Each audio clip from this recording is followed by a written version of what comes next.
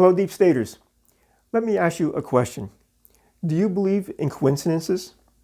I ask because many people are wondering why the United States is experiencing greater repercussions from the COVID-19 pandemic than any other country. Did we respond too late? Are we more transparent with our numbers? Or is it the curse of trying to divide the land of Israel into two states for the Israelis and the Palestinians? I've been following the writings of Michael Snyder of the End of the American Dream.com and William Koenig, a White House correspondent and president of Koenig's International News. Both have compiled a stunning timeline of the repercussions that the United States has experienced after trying to divide Israel as part of a Mideast peace agreement. First, a little backstory. In the book of Genesis, God gave the land of Israel to his people and clearly vowed to bless those who bless them and curse those who curse them. Then, in the book of Joel, chapter 4, verse 2, God says he will pass judgment on those who divide that land.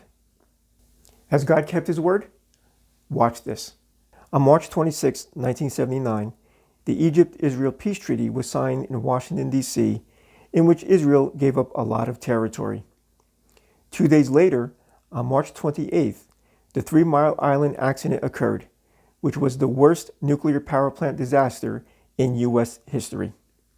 On October 30th, 1991, President George H. Bush gave the opening speech at the Madrid Peace Conference, which brought Israelis and Palestinians together to negotiate for the very first time. In that speech, Bush told Israel that, quote, territorial compromise is essential for peace, end quote.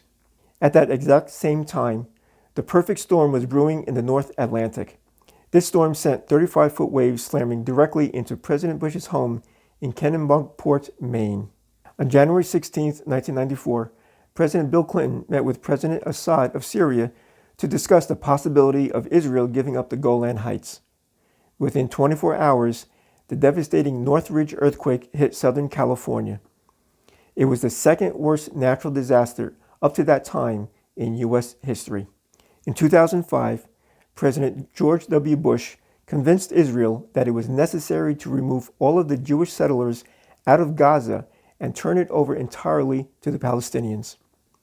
The last settlers were evacuated on August 23, 2005. What happened on that day? A massive storm that had formed over the Bahamas was given a name, Katrina. It destroyed the city of New Orleans and was ranked as the costliest natural disaster in all of U.S. history up to that time. So how does this pertain to COVID-19? On January 21, 2020, the Jerusalem Post reported that U.S. President Donald Trump's peace team was holding a series of meetings with Middle East officials in order to discuss the rollout of his upcoming Middle East peace plan. Under the plan, 3 things would occur. The U.S. would formally recognize a Palestinian state. The Palestinians would be allowed to set up a capital in East Jerusalem, and the amount of territory under Palestinian control would double. On that exact day, the first case of COVID-19 was confirmed in the United States. To date, the pandemic has ravaged the U.S. economy, generated historically high unemployment, killed more than 31,000 people, and has become the second leading cause of death in the country. In episode 1 of the Deep State web series, Alex Turner explains why biblical prophecies come to pass. If it doesn't come true, if it isn't fulfilled, if just one prophecy doesn't come to pass, then God's word is a lie. So now I ask you the question again. Do you believe in coincidences? Hey, thanks for watching. If you like this vlog, please hit the like button and subscribe to our YouTube channel, The Deep State web series, to watch more insightful vlogs, our first 4 episodes, and our forthcoming 5th episode. They call us the Deep State, but we're the good guys.